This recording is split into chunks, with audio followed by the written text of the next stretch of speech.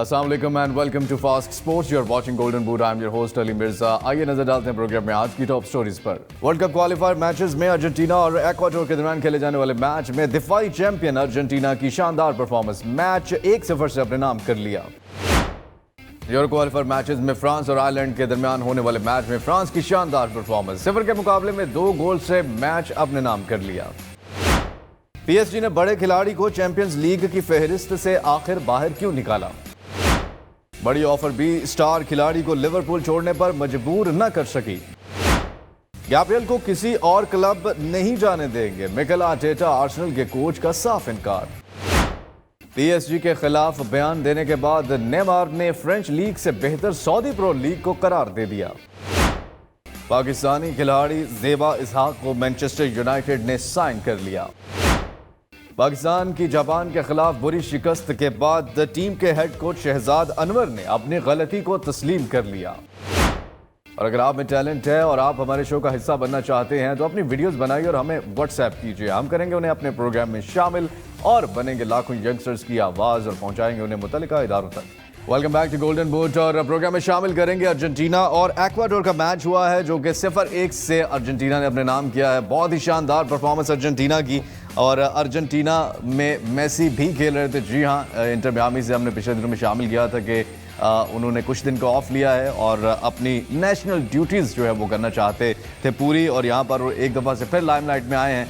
जब से world cup जीता है उसके बाद से इंटर मियामी में बहुत ही शानदार परफॉर्मेंसेस दी हैं, लेकिन उन परफॉर्मेंसेस के बाद अपनी नेशनल साइड के लिए भी जो है वो ये गोल स्कोर किया है और बहुत ही शानदार परफॉर्मेंस दी है अपनी नेशनल साइड पे भी। जी हाँ, बहुत ही ज़बरदस्त परफॉर्मेंस अर्जेंटीना की और 1-0 से ये मैच जीता है। वर्ल्ड कप क्वालिफायर का ये मैच था। मुझे ये समझ नहीं आई, ये गोल जो मेसी ने किया है 88वें मिनट में हुआ है, लेकिन वहाँ पर गोलकीपर जो थे एक्वाडोर के, उन्होंने कोशिश ही नहीं की रोकने की। बॉल उनको नज़र नहीं आया शायद, लेकिन जब नज़र पड़ी उनकी बॉल पे तब भी उन्होंने रोकने के लिए कोई डाइव नहीं किया। और ये बड़े सवाल उठेंगे और लेट्स सी इसको मीडिया में किस तरह से हाईलाइट किया जाता है, और हम भी इस पे फिर नेक्स्ट शोज़ में बात भी करेंगे। यहाँ पर एनीवेज स्टैट्स पे एक नज़र डालते हैं मैच में किस टीम ने क्या परफॉर्मेंस दी है। और ये आपके सामने हैं स्टैट्स, आप देख रहे हैं 13 शॉट्स अर्जेंटीना को मिले थे और 5 शॉट्स जो हैं वो एक्वाडोर को मिले थे। शॉट्स ऑन टारगेट 4 थे अर्जेंटीना के पास, जबकि 3 जो थे वो एक्वाडोर को मिले थे। 71% पोजेशन था अर्जेंटीना के पास, 29% पोजेशन जो है वो एक्वाडोर के पास था। और उसके साथ साथ पासेस आप देख रहे हैं, पास एक्यूरेसी भी देख रहे हैं, और साथ में आप कॉर्नर्स भी देख रहे हैं। 4 मिले हैं अर्जेंटीना को और 2 मिले हैं यहाँ पर एक्वाडोर को। और इस तरह से अर्जेंटीना, मेसी की अर्जेंटीना ने ये मैच अपने नाम किया है। और अब हम नज़र डालते हैं इस जो प्लेयर हमने फीचर किए इस मैच में, किन प्लेयर को हमने फीचर किया। ऑफ कोर्स मेसी जो है उन्होंने गोल तो किया है, लेकिन यहाँ पर जो प्लेयर ऑफ द मैच हुए हैं वो क्रिस्टियन रोमेरो हुए हैं। क्रिस्टियन रोमेरो क्यों हुए हैं, उनके स्टैट्स पे एक नज़र डालते हैं और देखते हैं कि उन्होंने इस मैच में कैसा परफॉर्म किया है। ये आप देख रहे हैं क्रिस्टियन रोमेरो के स्टैट्स। एक्यूरेट पासेस 99% थे, और ब्लॉक शॉट्स जो थे वो 1 था, टचेस 87 थे, पासेस इनटू फाइनल 37 थे, एरियल टूवर्ड्स 188% थे, क्लियरेंसेस 1 थी, रिकवरीज 12। बहुत ही शानदार डिफेंस का मुजाहरा यहाँ क्रिस्टियन रोमेरो, व्हाट अ प्लेयर, और बहुत ही शानदार परफॉर्मेंसेस वर्ल्ड कप में भी देखने को मिली। और अभी अपनी टीम के लिए भी उन्होंने बहुत ज़बरदस्त खेला और वर्ल्ड कप क्वालिफायर का मैच अर्जेंटीना ने अपने नाम किया है एक्वाडोर को हराकर। दूसरा मैच यूरो क्वालिफायर्स का मैच, उनकी बात करेंगे। और यहाँ पर जो मैच जिसको डिस्कस करने वाले हैं वो है फ्रांस वर्सेस आयरलैंड। बहुत ही ज़बरदस्त मैच फ्रांस और आयरलैंड के दरमियान खेला गया है, और यहाँ पर फ्रांस ने आयरलैंड को 0 के मुकाबले में 2 गोल से शिकस्त देकर ये मैच अपने नाम किया है। यह बहुत ही शानदार परफॉर्मेंस यहाँ पर फ्रांस की। और चौमेनी जो है उन्होंने पहला गोल किया अपनी टीम के लिए 19वें मिनट में, और थुरम जो है वो 48 मिनट में गोल करने वाले खिलाड़ी बने। और यहाँ पर किलियन एम्बापे ने भी गोल किया था, लेकिन ऑफसाइड करार दे दिया था। और बहुत शानदार कुछ अटैक्स हमें देखने को मिले फ्रांस की तरफ से, और आयरलैंड जो है वो बिल्कुल ही उनके सामने एक बहुत ही कमज़ोर टीम नज़र आई। और स्टैट्स पे एक नज़र डालते हैं और देखते हैं कि कितने शॉट्स थे फ्रांस की तरफ से। आप देख रहे हैं 25 शॉट्स थे फ्रांस की तरफ से, जबकि 6 थे आयरलैंड की तरफ से। शॉट्स ऑन टारगेट 5 थे फ्रांस की तरफ से, 2 जो थे वो आयरलैंड को मिले थे। पोजीशन आप देख रहे हैं 69% फ्रांस ने रखा है, 31% जो है वो आयरलैंड ने रखा है। पासेस आप देख रहे हैं 755 जो है वो फ्रांस को मिले हैं और 347 आयरलैंड को मिले हैं पासेस। पास एक्यूरेसी देख रहे हैं आप, 92% पास एक्यूरेसी थी फ्रांस की, 84% आयरलैंड की थी। फाउल्स आप देख रहे हैं 11 दिए हैं फ्रांस ने, 9 किए हैं आयरलैंड ने। येलो कार्ड्स देख रहे हैं आप, 2 मिले हैं फ्रांस को, 1 मिला है आयरलैंड को। 6 कॉर्नर्स मिले हैं फ्रांस को और 2 मिले हैं आयरलैंड को। बहुत ही शानदार परफॉर्मेंस है एम्बापे, जो ऐसे मैचेस में हमेशा हमें नज़र आए हैं गोल करते हुए। उनकी कोशिश भी थी कि किसी तरह से गोल किया जाए, लेकिन नाकाम हुए इस मैच में, गोल स्कोर नहीं कर पाए। लेकिन चौमैनी की जितनी तारीफ करे कम है। कुछ ब्रिलियंट गोल के साथ साथ उन्होंने ब्रिलियंट अटेम्प्ट्स भी की, जो कि शॉट्स की थी। लेकिन यहाँ पर ज़रूर दाद देनी पड़ेगी आयरलैंड के गोलकीपर को, जिसने कुछ ब्रिलियंट सेव्स किए हैं। प्लेयर जो हमने फीचर किए इस मैच में वो है none other than Chouameni, brilliant player. और ये आप उनकी शॉट भी देख रहे हैं, बहुत ही ज़बरदस्त उन्होंने ये शॉट अटेम्प्ट की थी, लेकिन इसको बहुत ही ज़बरदस्त तरीके से रोका आयरलैंड के गोलकीपर ने। और स्टैट्स पे एक नज़र डालते हैं, चौमैनी के स्टैट्स क्या कहते हैं। और ये आप देख रहे हैं स्क्रीन पर स्टैट, एक्यूरेट पासेस आप देख रहे हैं 96% थे, गोल्स एक था, टचेस 126 थे, और पासेस इनटू फाइनल थर्ड 11 थे, सक्सेसफुल ड्रिबल्स 100% थी, टोटल शॉट्स जो थे वो 3 थे, और चांसेस जो क्रिएट किए वो 2 थे।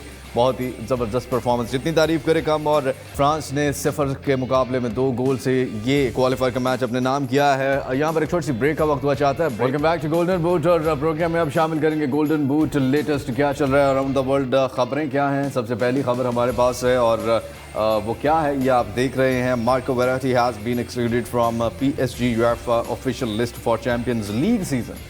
His move to Al Arabi on the verge of being completed. Final details pending. Then here we go.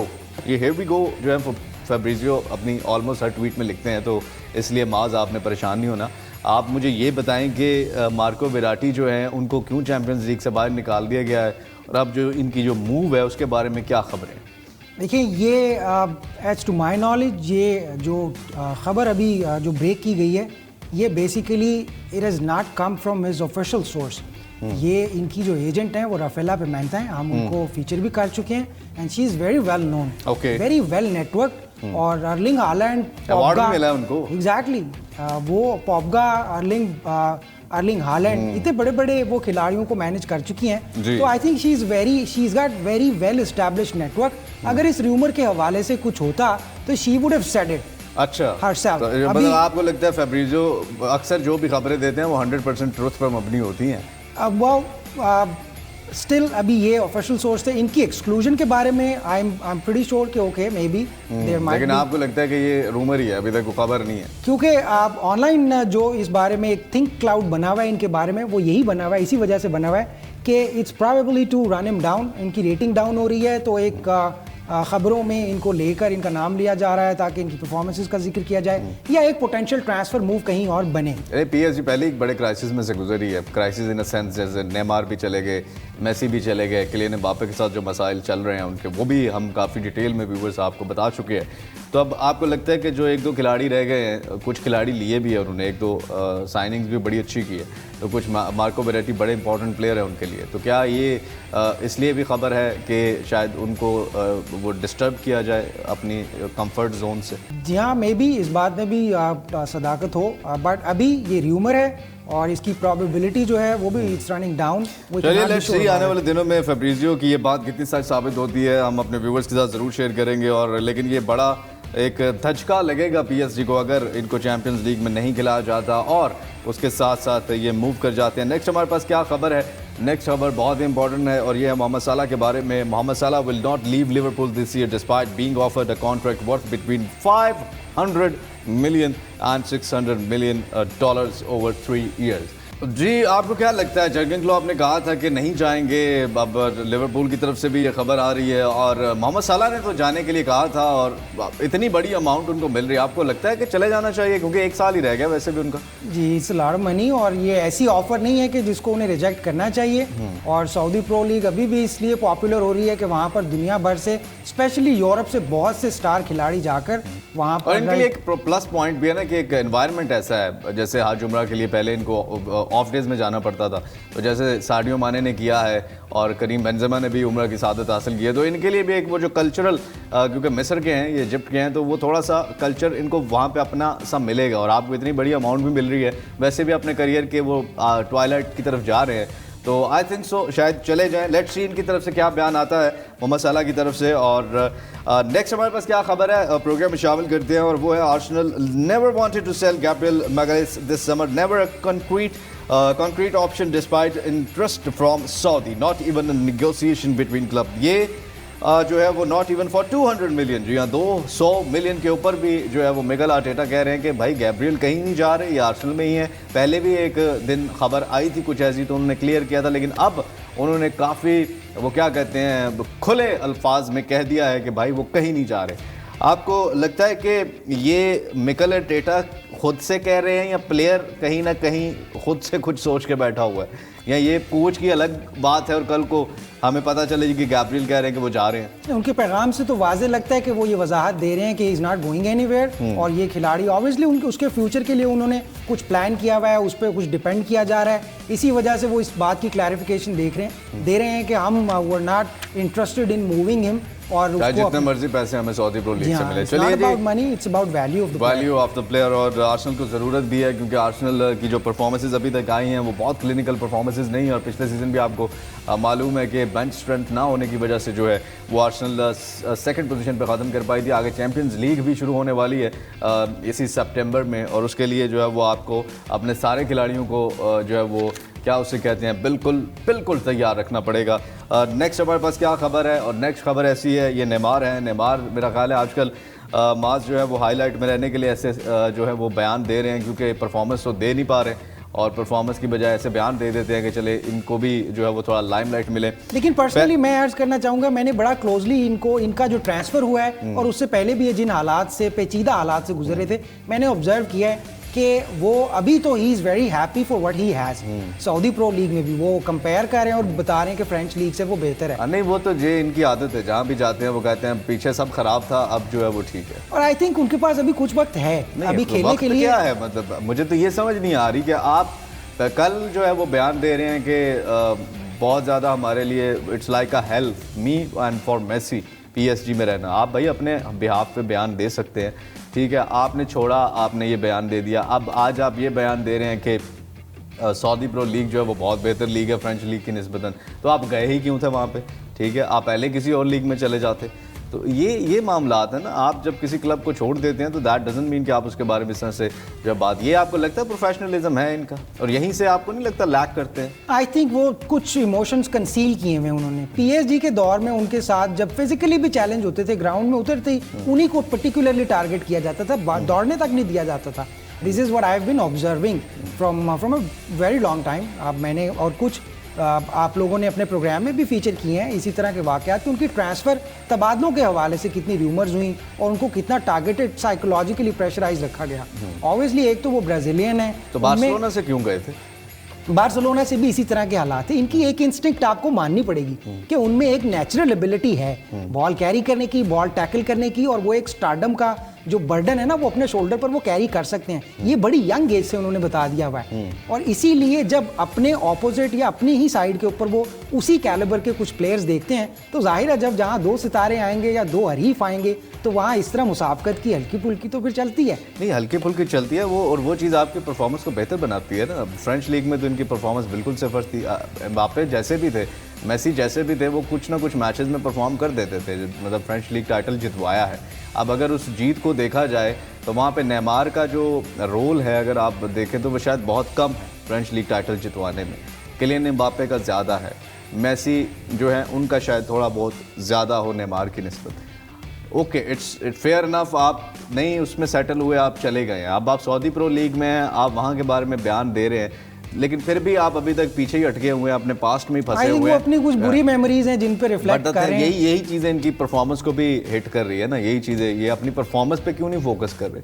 अभी भी आप कह रहे हैं इनके पास साल है, तो साल है तो अपनी परफॉर्मेंस पे फोकस करें कि कैसे मैंने अपने आप को दोबारा लाइमलाइट में लेके आना। लेकिन जो हालात लग रहे हैं वो यही हैं कि अभी उनको पैसा चाहिए था और वो सऊदी प्रो लीग चले गए। लेकिन आपको पता है एक अपने मीडिया स्टेटमेंट में उन्होंने ये कहा है कि I am still thirsty for the titles but I want to do it with Al Hilal. Saudi pro league में क्या टाइटल जाके जीतेंगे जब आप वहाँ, वो तो भी इनिशियल स्टेज पे है, और एक आप वो ग्रो कर रही है, और अब लाइक आप यूरोपियन कंपटीशन से तो बाहर हो गया ना। लेकिन उनका एम्बिशन देखें, वो कहते हैं मैं I am still thirsty for the title but I want to do it with Al Hilal. मुंह से नहीं आप कह सकते ना, उसके लिए आपको कुछ करके दिखाना पड़ता है। ऐसे बयान और ऐसे स्टेटमेंट देने से आप जो है वो अपना ही मयार नीचे गिरा रहे हैं, और आप अपने ही फैंस को, जो हमारे जैसे फैंस थे नेमार के या और लोग थे, वो भी इनके बारे में ये सोचने पे मजबूर हो जाएंगे कि ये शायद इनकी पर्सनैलिटी का हिस्सा है कि जहाँ से जाते हैं उसके बारे। मेसी भी गए, किन हालात में गए, बार्सिलोना छोड़ा, किन हालात में छोड़ा, आप इन खिलाड़ियों से सीखते क्या हैं? सिर्फ फुटबॉल तो नहीं सीखते, आप उनका पूरा जो लाइफ स्टाइल Image है carry वो करना सीखते हैं सीखते कि किस तरह से वो मीडिया किस तरह से हैंडल करते हैं, किस तरह से आजकल आपको पता है मीडिया हर तरफ है, सोशल मीडिया है, तो आपने क्या बयान देना है, कैसे देना है, कहाँ किस बात को पोलाइटली कहना है, कहाँ एग्रेसिव बोलना Matters a है, lot. ठीक है, ये आपकी चीज़ ये ये आपको आनी चाहिए, ये हिस्सा होनी चाहिए। बेशक आप बहुत ब्लंट हैं, बेशक आप बहुत ज़्यादा जो है वो इस चीज़ को बिल्कुल परवाह नहीं करते आप, लेकिन फिर भी आपको कहीं ना कहीं ज़रा सा संभल के चलना पड़ता है। एनीवेज, नेमार जो है अब उन्होंने ये कह दिया सऊदी प्रो लीग बेहतर है फ्रेंच लीग से, इससे जो है वो सऊदी वाले तो बहुत खुश हुए होंगे, फ्रेंच लीग वाले भी कह रहे होंगे चलो नेमार की तो आदत है, ये वो कहता रहता है। जी हाँ, ये कुछ लेटेस्ट हैपनिंग्स जो अराउंड द वर्ल्ड हो रही हैं खबरें हमने आपके साथ शेयर की हैं, और आपने जाना कहीं नहीं है क्योंकि अब छोटी सी ब्रेक है, और ब्रेक के बाद वापस से जब हम आएंगे तो फिर पाकिस्तान में क्या चल रहा है फुटबॉल की दुनिया में, माज के पास बहुत सा पंडोरा बॉक्स है, वो खोलेंगे हम इनका। Welcome back to golden boot, और प्रोग्राम में अब शामिल करेंगे पाकिस्तान में फुटबॉल की दुनिया में क्या चल रहा है। माज, मुझे बताइए इलेक्शन के मामलात में क्या पेशरफ्त हुई है? एक बहुत इंपॉर्टेंट पेशरफ्त ये हुई है कि इलेक्शन सेल कायम किया गया है जो पाकिस्तान फुटबॉल फेडरेशन की जानिब से। उन्होंने एक लेटर लिखा है पाकिस्तान फुटबॉल फेडरेशन को, नॉर्मलाइजेशन कमेटी को और जो रिस्पॉन्सिबल अथॉरिटीज़ हैं, और उन्होंने इन्फॉर्म किया है उनको कि अभी स्क्रूटनी का जो मामला है क्लब्स की वो कहाँ तक पहुँचा है, और कौन से क्लब्स हैं जो पाकिस्तान फुटबॉल फेडरेशन का प्रेसिडेंट या दीगर अहदेदारान को मुंतखब करने के लिए जिन क्लब्स ने वोटिंग करनी है वो क्लब्स कौन से होंगे। अब ये मामला थोड़ा सा अहम इसलिए है क्योंकि जिन क्लब्स की रजिस्ट्रेशन हुई है पाकिस्तान फुटबॉल फेडरेशन के साथ, वही अपने सूबाई फुटबॉल एसोसिएशन के अंडर आते हुए वहाँ पर पहले इलेक्शन कंडक्ट किया जाएगा, और फिर वो रिप्रेजेंट करेंगे एग्जीक्यूटिव कमेटी में, और फिर वहाँ से प्रेसिडेंट का इंतखाब होगा। तो पहला मरहला अभी जो सबसे अहम है वो यही है कि जो क्लब की स्क्रूटनी का काम है वो मुकम्मल होना चाहिए हर रीजन से, डिस्ट्रिक्ट लेवल पे और सूबाई लेवल पे। अभी जो खबर आई है वो इसी हवाले से आई है कि इन्होंने उनको बाकायदा तौर पर, बाज़ाब्ता तौर पर इन्फॉर्म किया है कि हमारे रीजन में अभी जो रीजनली जो एसोसिएशंस हैं फुटबॉल की, वो रजिस्टर्ड क्लब्स को, क्लब्स की रजिस्ट्रेशन का भी प्रोसेस आपको याद होगा कि हम लोग एक्सप्लेन कर चुके हैं। ये वो क्लब्स हैं जिन्होंने अपना बैंक अकाउंट, अपने 20 खिलाड़ियों के क्रेडेंशियल्स, उनके कवायद, मुकम्मल तमाम दस्तावेजात फराहम कर दी है पाकिस्तान फुटबॉल फेडरेशन को। किस प्रोग्राम के थ्रू? फुटबॉल कनेक्ट प्रोग्राम के थ्रू।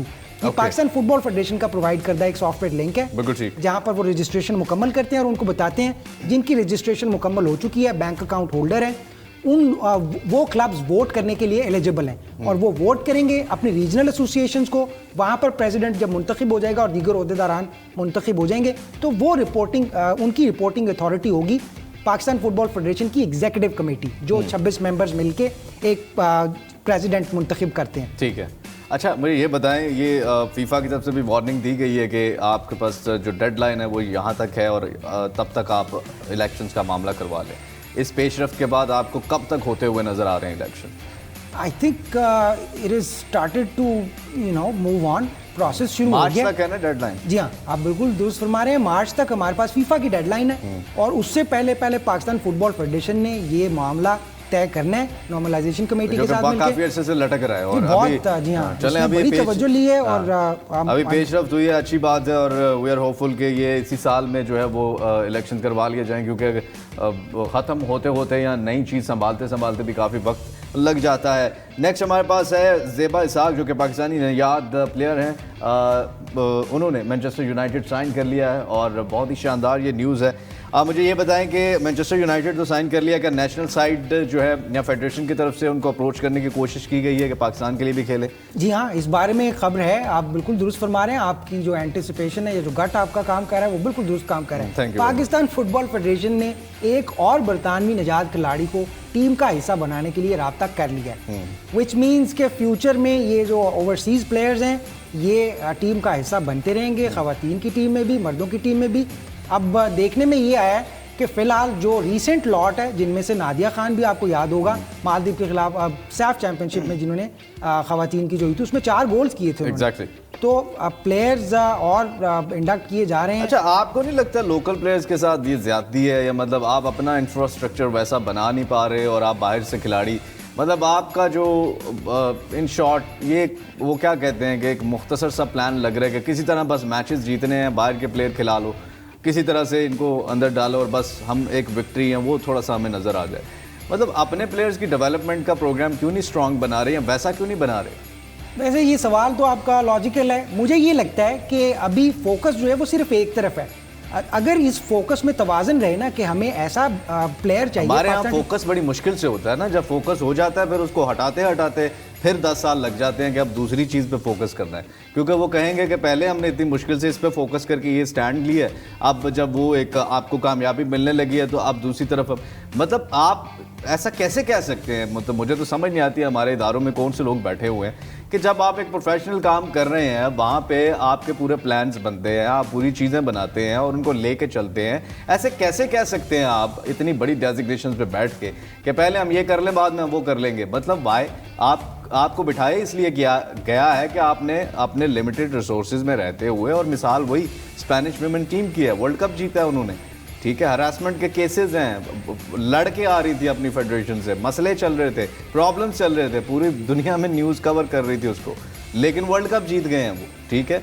कोई बाहर का प्लेयर नहीं था, कोई आउटसाइड, इवन बैलन डियोर के लिए जो है वो अलेक्सिस पुटियस थी, अब दूसरी भी जो है वो बॉन मार्टी काफ़ी स्ट्रांग उम्मीदवार है जो कि जीत सकती हैं। मतलब कहने का मकसद ये है कि ये जो बात आप कह देते हैं, आपको नहीं लगता ये ज़्यादती है अब हमारे लोकल प्लेयर्स के? जी पहले हम उन खिलाड़ियों को बुलाएंगे, अच्छा आप फ़र्ज़ करें वो आ गए हैं, वो खेलना शुरू हो गए हैं, अब वो सेटल हो गए हैं, अब आप बोलेंगे जी अब हम अपने लोकल प्लेयर्स को खिला लेंगे क्योंकि हमें तो कुछ विक्ट्रीज मिल रही है, तो फिर उनके साथ जाती नहीं हो जाएगी? नहीं, मुझे हर्ज इसलिए नहीं है। देखिए, टीम का हिस्सा बनाने में कोई हर्ज नहीं है। इवेंचुअली जो प्लेइंग 11 डिसाइड होनी होती है वो मेरिट पे ही होनी होती है, और जब वो प्लेइंग 11 ग्राउंड में उतरती है तो उन्होंने अपना टैलेंट खुद प्रूव करना है। अगर इनको भी हम टीम का हिस्सा बनाते हैं, लेकिन एक मैनचेस्टर यूनाइटेड में खेलने वाली पाकिस्तानी नयाद लड़की और एक यहाँ पर लड़की खेलने वाली किसी लोकल क्लब में, उसके क्या मयार को पूरा उतर पाएगी?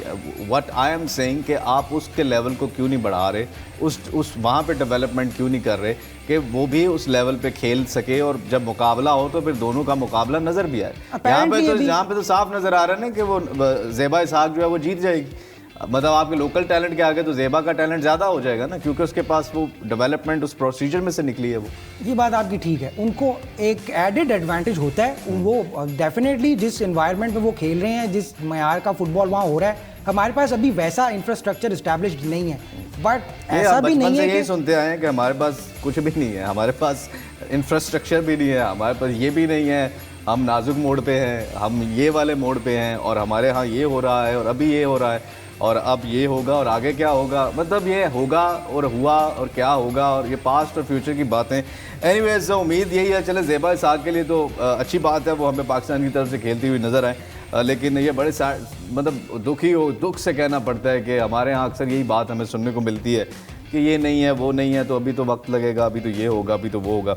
नेक्स्ट हमारे पास क्या है? नेक्स्ट खबर ये है कि पाकिस्तान अंडर 16 सैफ चैम्पियनशिप की जो टीम हमारी बहुत ही ज़बरदस्त परफॉर्मेंस दे रही थी, बांग्लादेश के आगे ढेर हो गई है।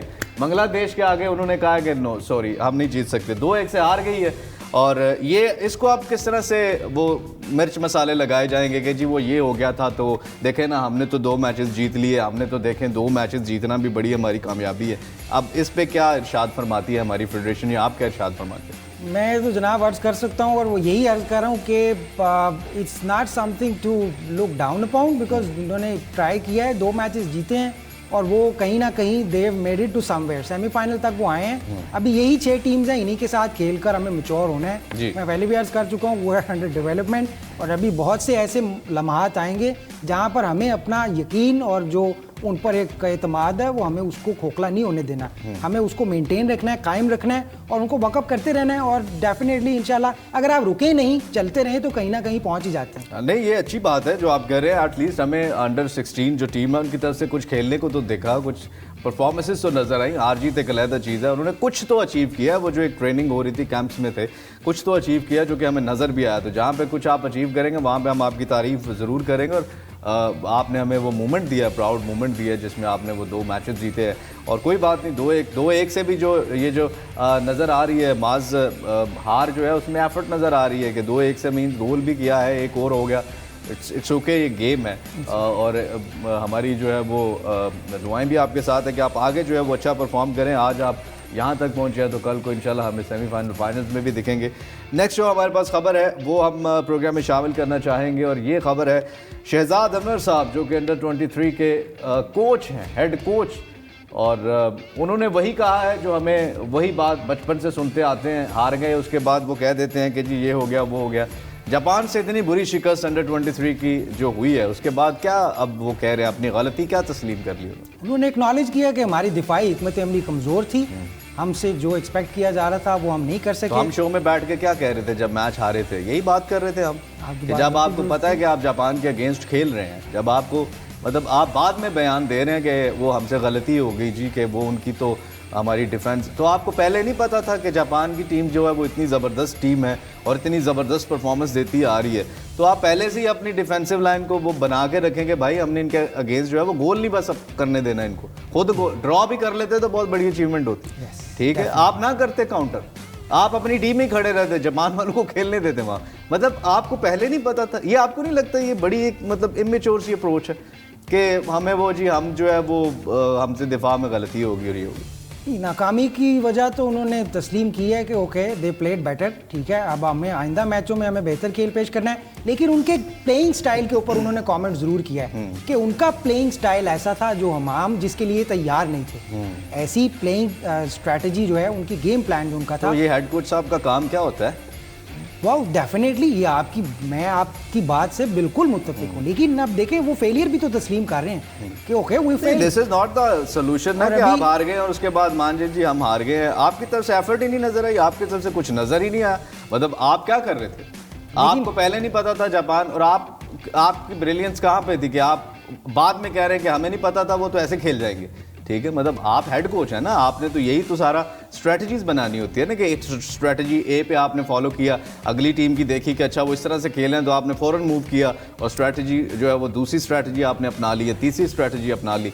और आई नो यहाँ बैठ के शायद बातें करना बहुत आसान है, ग्राउंड में बहुत मुश्किल है, लेकिन कुछ होता हुआ तो नजर आए ना। अंडर 16 की टीम जो है वो नजर आई है कुछ करते हुए, ठीक है, वो बेशक सेमीफाइनल में हार गई है, आपको पता भी है, लेकिन उसके बाद आप वही एक्सक्यूजेस दे रहे हैं, वो ऐसा खेल गए हमें तो पता ही नहीं था।